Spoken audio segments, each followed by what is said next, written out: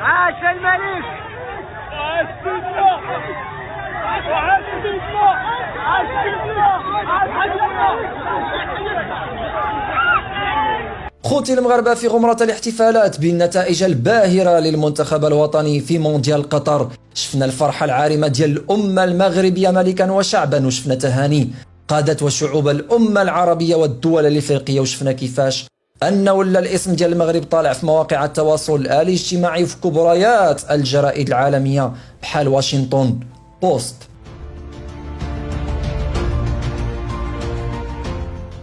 بل وأن اسم المغرب تذكر أكثر من 2 مليون ديال المرة على منصة تويتر.